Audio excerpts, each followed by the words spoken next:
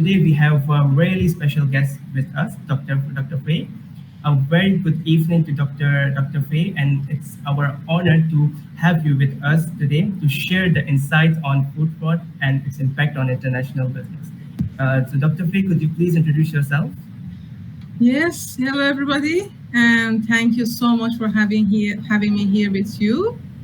I am Faye Rezazade. I completed my PhD in the field of food fraud vulnerability assessment. I did research in this area for more than 6 years, and my main interest is related to finding ways to prevent this fraudulent activity, analyzing the level of vulnerability to food fraud, as well as mitigating the risk. I am now lecturer at Excelsior College in Sydney, supervising research students. Very happy to be here with you, answering your interview questions about the topic of food fraud and its impact on food international business.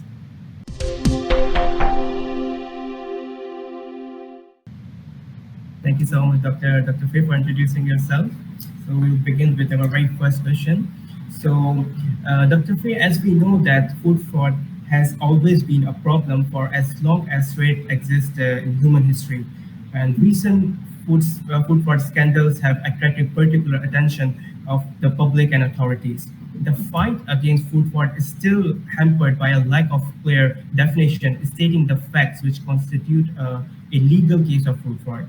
So my question is that as someone who is not familiar with the topic, could you please share your explanation on what food fraud is and what are the common types of food fraud? A very good question, Anas. Although food fraud is not a new problem, the academic and industry or government industry interest in this phenomena is relatively new, sparked by two famous incidents of food fraud. One is the melamine in baby formula in China in 2008, and another one is the horsemeat scandal in the UK in 2012-2013. The first definition of food fraud was given by academics and industry in early 2012-2013 as intentional adulteration, substitution, counterfeiting, misrepresentation, or theft of food product for economic gain to pass it off as authentic. Food fraud is a unique term. It's important to understand that food fraud differs from food safety risk in terms of economic motivation and intentional behavior of action. And this is because fraudsters do not want to hurt people. They just want to make money.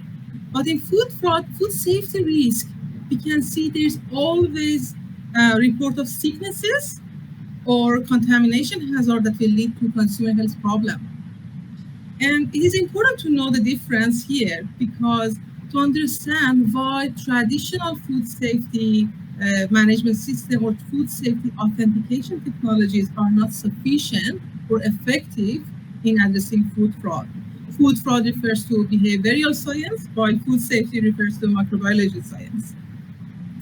So maybe you will ask me, okay, can adulteration or food adulteration be considered as food fraud when it does not lead to consumer health problem? The answer is no. The answer is no, because two key principles should be considered for food adulteration to be considered as food fraud. One, it should be intentional. Another one is it should be motivated by the desire to get profit. And this is because food fraud risk can be direct. For example, it can lead to direct risk to consumers, such as what happened in China. The melamine added to the baby formula unfortunately impacted health of many infants in that country. And it can be indirect. It can be like long-term exposure to toxic chemicals or allergens that may lead to long-term problem for consumers. Or it can be simply technical risk. No risk to consumers, but a long-time damage to reputation of companies. And there's some common types of food fraud. One is adulteration, One is misrepresentation, color enhancement, and taste enhancement. Adulteration can be addition of, as we talk here, adulteration can be addition of melamine to baby formula and addition of, for example, addition of other, for example, butter or other cheap chemicals to product to increase the weight of product. And this is the most dangerous type of food fraud because it can directly impact consumer health. Imagine people who are sensitive to some specific allergen or substances be victim of this type of fraud. Misrepresentation can be substitution of Greek olive oil for Italian olive oil, or it can be substitution of non-organic products with non-organic products, or false declaration of the species or animals' origin. For example, selling catfish as grouper in the fish and seafood industry. Color enhancement can be addition of red dyes to color the paprika spices, and taste enhancement can be, for example, addition of sugar to mask the taste of poor quality pomegranate juice.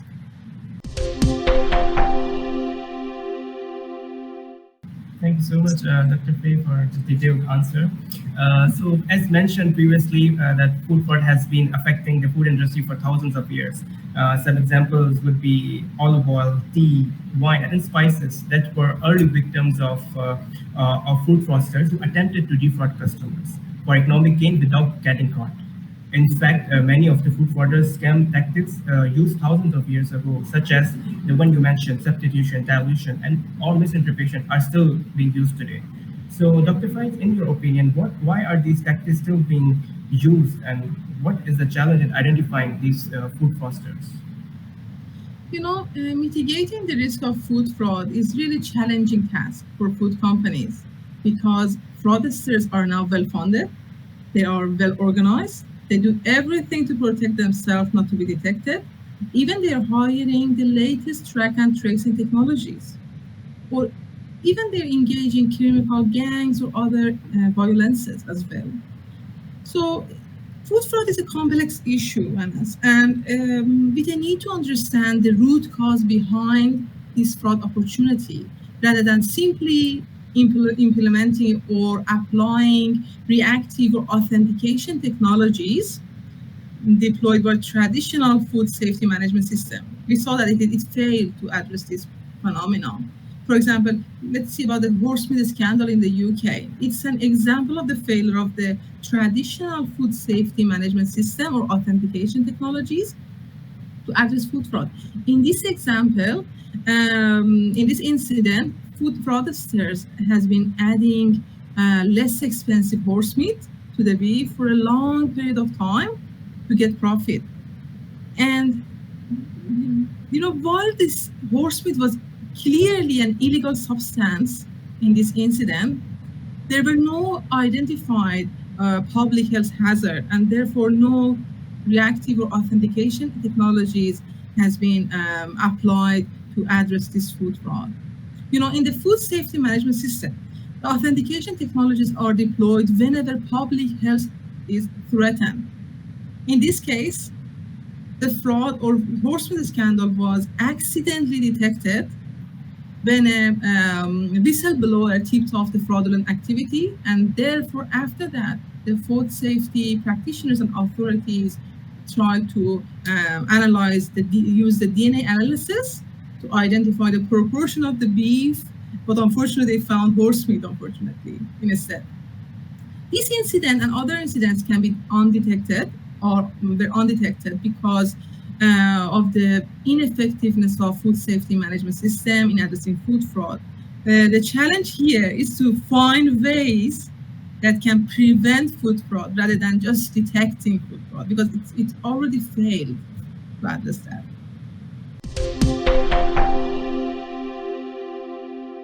Dr. Faye, from the adulteration of baby milk with melamine, the substitution of horse meat for beef, and the recent triple in egg scandal, the range and scale of activities which can come under the umbrella of food fraud is enormous, as there have been a number of food safety scandals in recent years.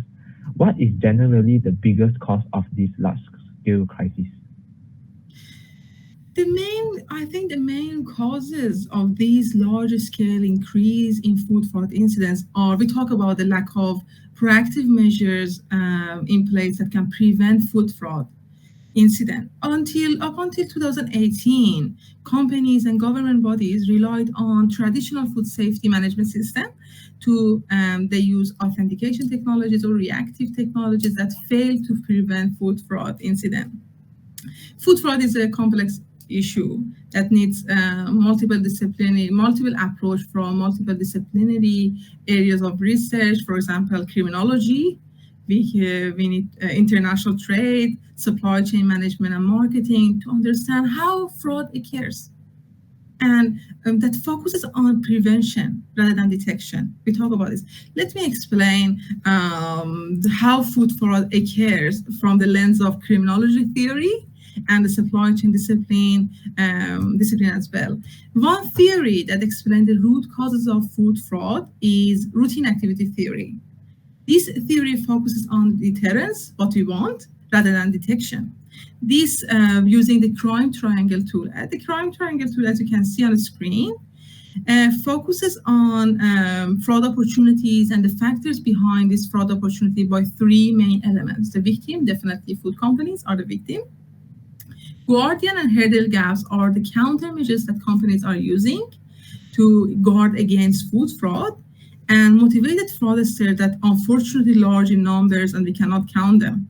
They're using latest technology to counterfeit holograms and other certificates as well. Based on this crime triangle, companies' activities or routine activities and their control measures against food fraud will show us or indicate that whether fraudsters will see them or as target or not. Is it suitable target or not? Once fraud is happening in the system, if we are talking about the root cause of the food fraud, when fraud is happening in the system, as it is a threat to food companies, they soon realize because it's a threat to food companies' reputation, and they soon realize the need to respond to this phenomena in their export or in their supply chain. But unfortunately, vulnerability exists in their countermeasures or guardian and hurdle gaps increases the fraud opportunity because food fraudsters are very well funded. They know they're using the infiltration distribution strategies to send in false signals to customers to buy the product. So the false signals can be, for example, copying certificates. They are just bundling fake and original together to just make the fake product look authentic as well. Looking at the global databases related to food fraud incidents, we can see quite a lot of incidents that fraudsters used copied certificates, organic certificates, and also even the latest track and tracing technologies. In the latter case, these fraudsters employ high technology companies to help them to counterfeit traceability technologies that the original company used as their countermeasures. And this will lead to exploiting the information asymmetry, which means that the buyer knows far less than the seller, and will lead to food fraud happen again. This cycle, as you can see in the screen, this cycle will repeat again and again up until companies find proactive ways to identify their vulnerability to food fraud and reducing those areas of vulnerability by applying proactive, effective measures. And food fraud vulnerability is understanding food fraud vulnerability is very important, but it is a new concept. It was introduced in 2017. The food fraud vulnerability is defined as, we can define it as weaknesses in this system. In this, we can see with the victim, guardian, and hurdle gaps. In this system, that creates opportunity for motivated fraudsters to see the victim as target. Okay, this is a suitable target. We can just start our counterfeiting or counterfeiting, for example, holograms as certificates, and start our activity. And the vulnerability factors related to the companies can be, for example, when the nature of products is complex, the means beef is very complex. They can add everything to the minced beef and just sell it as the whole, the original one. And when the knowledge for and technology to adulterate the product is readily available for fraudsters, or the fraud is difficult to detect, as we saw in the horsefood scandal. They needed to apply DNA analysis to identify the proportion of the beef.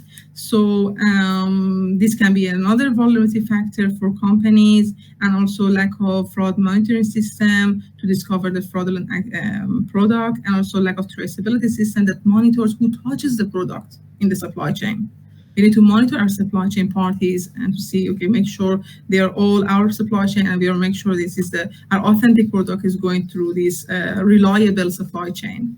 When food companies are deploying the traditional food safety system, as you can see in this cycle, and not taking into consideration any these root causes or vulnerability factors in their supply chain, and by applying the proactive countermeasures that can reduce these areas of vulnerability, we can see these large scale increase in food fraud incidents in recent years as well. As you can see now, the COVID-19 pandemic has significantly disrupted global food supply chains, thereby potentially increasing the risk of food fraud. Considering the decreased worldwide regulatory monitoring that seems to have occurred during the pandemic, how do you think the pandemic has further contributed to the observed increase in food fraud incidents?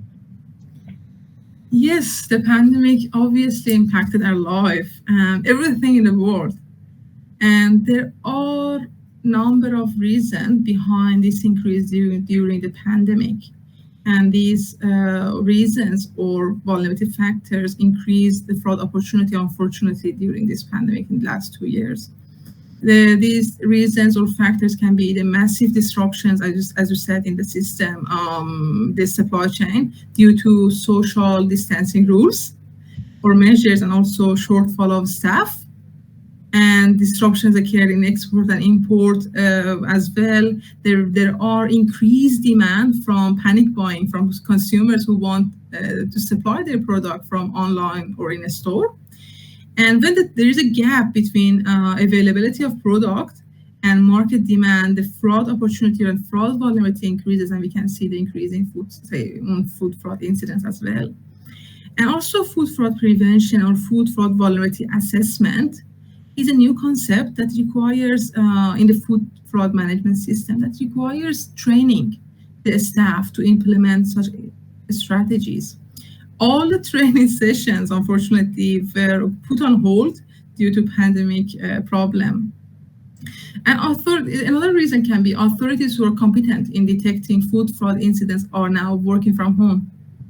And teleworking is now maybe the new normal for them.